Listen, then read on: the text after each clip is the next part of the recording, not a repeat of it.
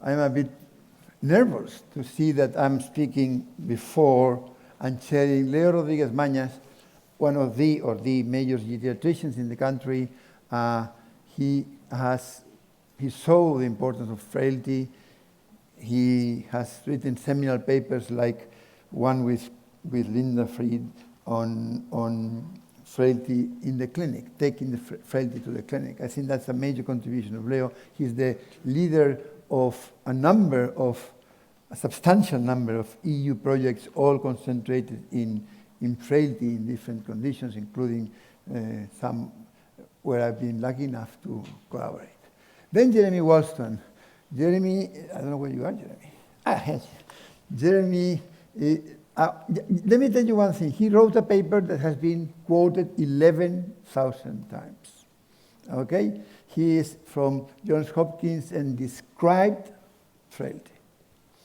Maria Mittelburn is a professor of the university, okay, and she is a top expert in something that is always been said to be very important, and that's it, immune system and aging.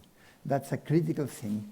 Okay, and then that's me. And in my unusual position is as a chair. Normally this would be my job, and goodbye. Thank you very much, Carmen Leo. But then Felipe Sierra had this idea that the chair should take almost as much time as the speakers, but they should not come and tell you the results from the lab, whether old or new. They wanted that we did some reflections, and therefore I thought that this would be my job, the reflections of a gerontologist who started out over 30 years ago. 31 years ago, I founded this research institute, which is based in the Faculty of Medicine of the University of Valencia, with the idea of promoting, so within one big profit, promoting research in aging. And that's been, it is working at the Faculty of Medicine, University of Valencia. Our aim is successful aging. I like this, a little bit comes from the word of quantum physics. When you change the way you look at things, the things you look at change. I am convinced that we have to look at aging as an opportunity. As it is realized from my phenotype, I'm getting old. And apart from the fact that this beautiful thing that is life, there is less left, I don't mind. I mean, I don't see why they say that being old is bad. I think we have to look at aging as a chance. And what are my reflections? First of all, is aging a disease? The limit of human span? This I will do a little bit more work in view of what comes after me, the importance of preventing frailty and disability. Then a little bit one slide about the mitochondrial collapse in aging, and then a little bit about centenarians. Aging is not a disease. There was a classical lecture by Sir Peter Medawar in the 1950s saying, aging is an unsolved problem. Then one of the greatest biologists, Leonard Hayflick, famous for his Hayflick limit, came with this paper, biological aging is not longer an unsolved problem, and I just copied this because I cannot say it in better words. First, aging is not a disease because it occurs in every multicellular animal, in everyone. Second, across all species. 3, all members of any given species.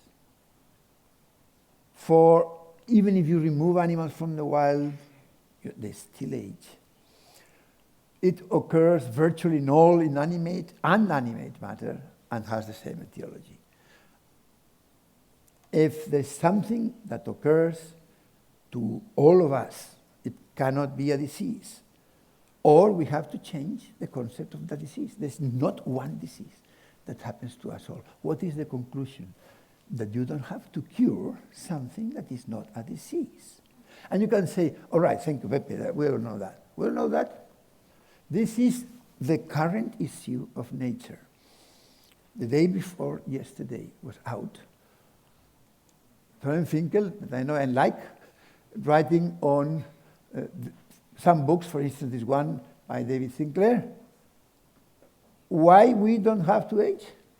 And one of the paragraphs is, aging is a disease. So there's a controversy.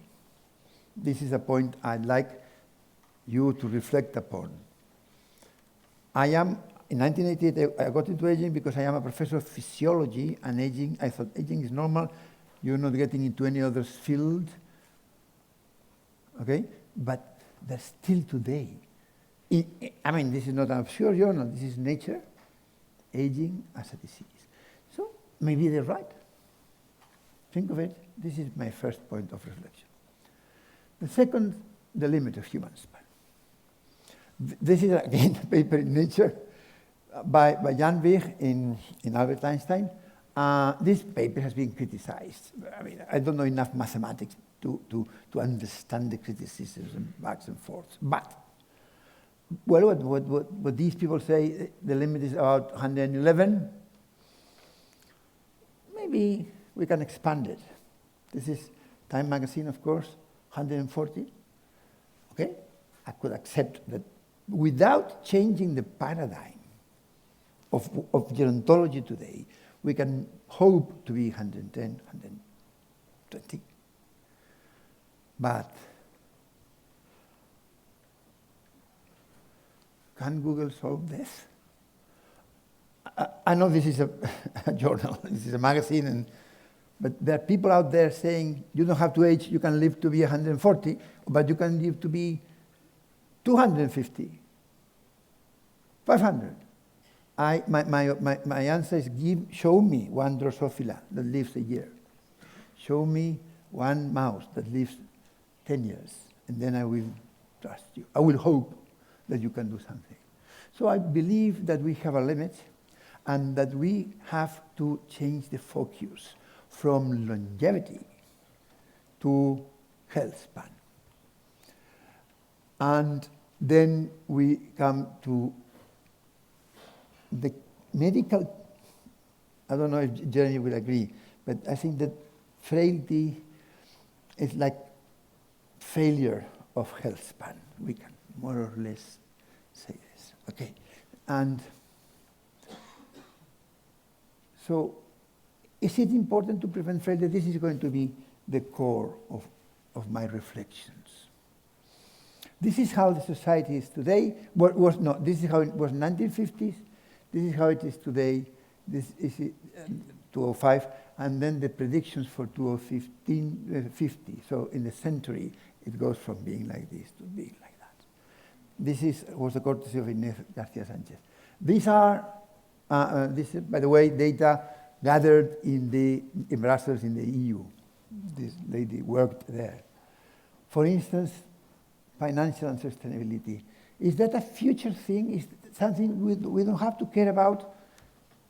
Today, Paris is collapsed because of a huge strike, because the government, not the future, today wanted to change for 2 years the age of retirement.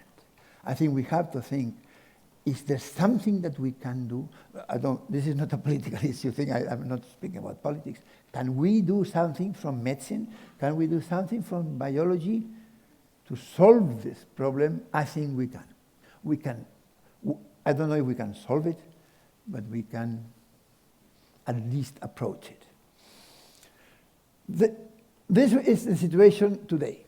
You more or less make it to be 90-something, average 85. You fall ill at 75, and you have 10 bad years. Someone before has said something like this. This is better. Still, you die at 85, but you fall ill at 80 or 82. This is ideal. You make it to be 110, and this is the... But this is a disaster. If you make it to be, if we arrange it so that you are 110, but you fall ill like you do now at 75, you are left, and previously it was mentioned, you're left with 30 years sitting in a wheelchair. So we have to strive, as in my first slides, our aim is to promote health span, to delay the onset of frailty. Can we cure frailty? This is something very important that I knew from the year 2000 in an EU meeting in Lisbon. In 2020, now, 30% of the population over 65 are dependent on others in Europe and in the US. In 2050, half of the population, so those who will be, I hope I will be there too, very old, it's either I take care of you or the professor takes care of me, because it's 1 and 1. It's going to be, that's a nightmare.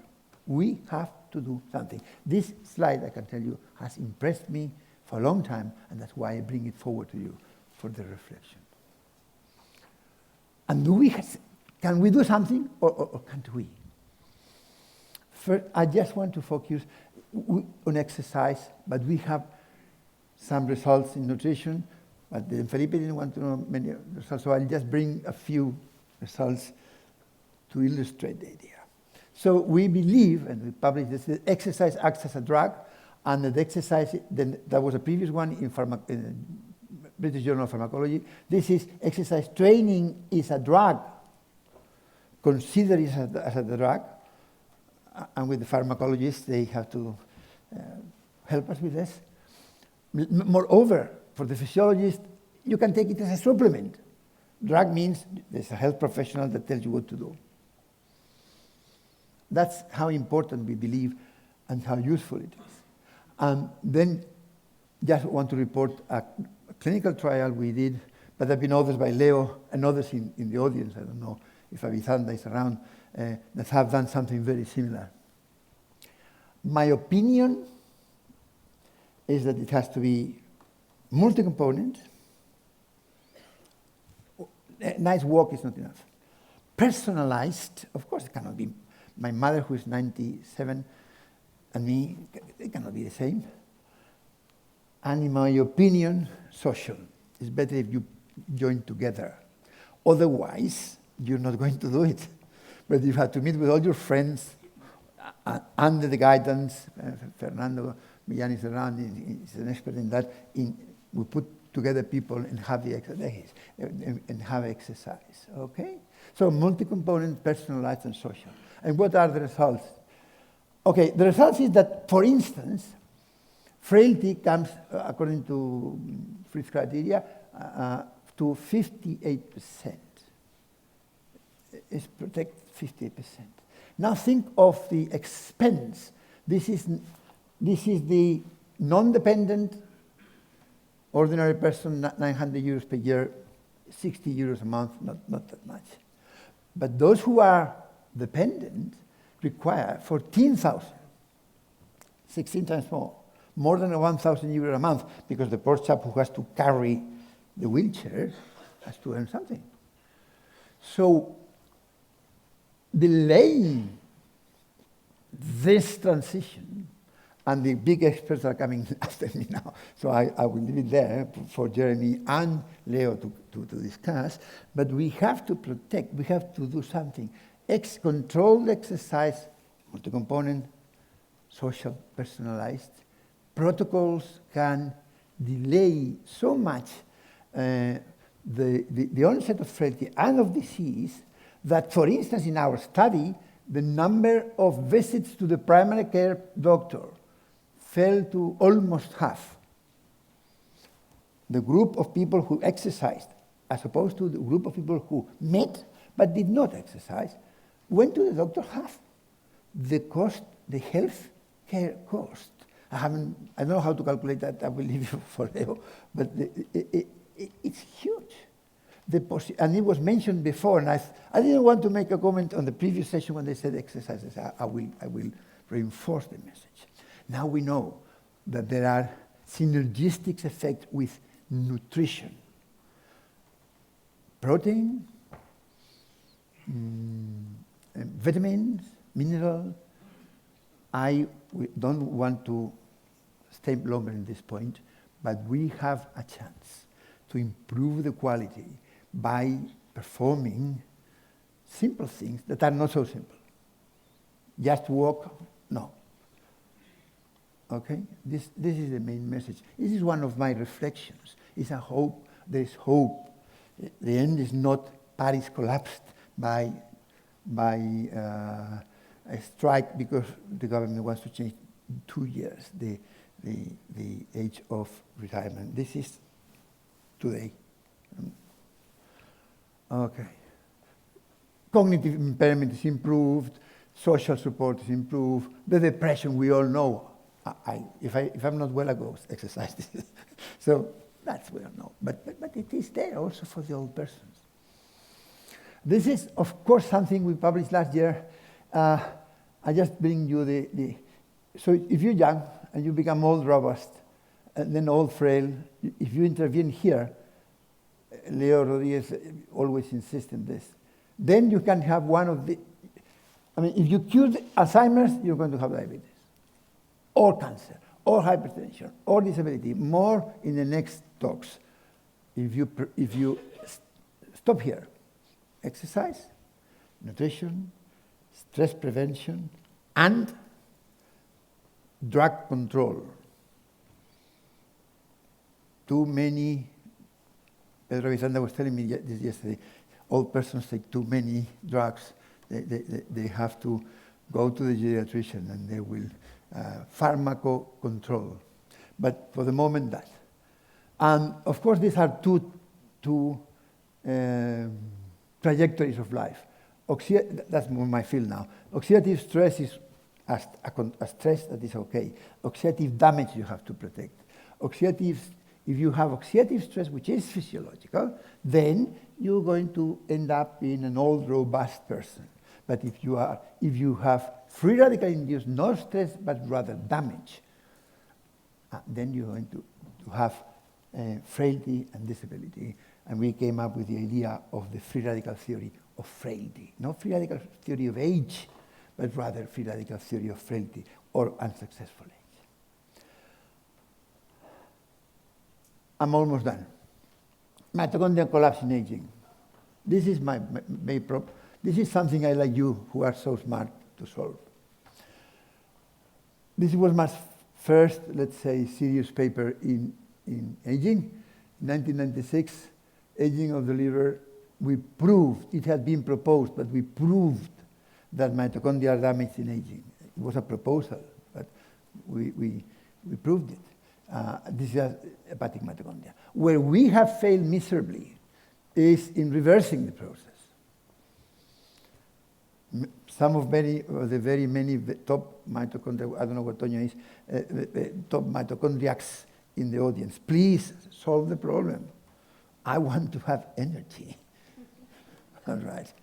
So, yes, PGC1 alpha, as I mentioned before, we have shown that PGC1 alpha, because of P53, is not reactive when you're old. But mitochondrial people are so smart. Please solve that problem. Give us energy. I hope you solve the energy collapse with aging. And finally, models of aging. You were speaking before about calorie restriction in animals. I didn't want to ask you, but I'll do in private about calorie restriction in humans. So we're always searching for animal models. And I just want to mention to you that I'm interested we in the lab are interested in the in the centenarians, human centenarians as true models of successful aging.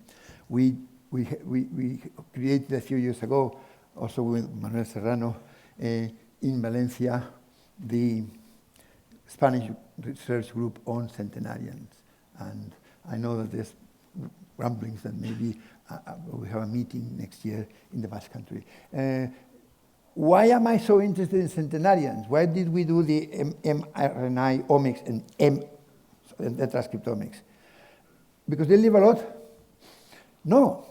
We're interested because they compress more, they have a very good lifespan. This is my mother, 97. This picture was taken when she was 93, 94. It was 2 in the morning. I was exhausted there. She was dancing with my daughter. But still at 97, she's able to climb 6 flights of stairs. Then she had a bit of anemia. Now she recovered. She's climbing 5 flights of stairs every day because they keep her training. So what do these people have? She is the daughter of a centenarian, my grandmother. I don't know, hope the genes, forget about this, jump to the young, to my daughter. Okay, so I think I just wanted to bring, not only because it's my mother, I have a number of results in the lab. We've been working for 10 years on this. With the many results, just one result. Sorry, Felipe, one result. We've been doing the transcriptomics, and we have found that BCL-XL and fast ligand are upregulated in the centenarians. We're now very interested in another gene that Eva Sernaf pulled out, the aryl hydrocarbon receptor gene. We're pulling genes that these centenarians have to try and see whether we could learn from them. You're aware that this is involved in the intrinsic pathway of apoptosis, and this is involved in the extrinsic pathway of apoptosis. Apparently, centenarians deal with apoptosis better than ordinary people. My knees are shaking to say this in front of Neil Barzilai, but I hope you more or less agree. Okay, so it's never too late to start. This is my motto. I think we have to, if you try and do something, to have excellent aging. And these points that I've made to you are the reflections of what is becoming an old gerontologist, and I want to end up with 2 pictures. One of these, the Dutch master Rembrandt, he painted these are selfies by Rembrandt as he grew old. You can say, yes, I can realize that this man is older than this one. And I tell you, yes, but how well he painted the year he was going to die. I think we have hope, not to paint as Rembrandt, but to be able to be as active as Rembrandt for the rest of the life. This is my team, and I want to thank you people who are around here for your efforts, and give the word to my good friend, Leocadio Rodríguez Mañas. Thank you very much.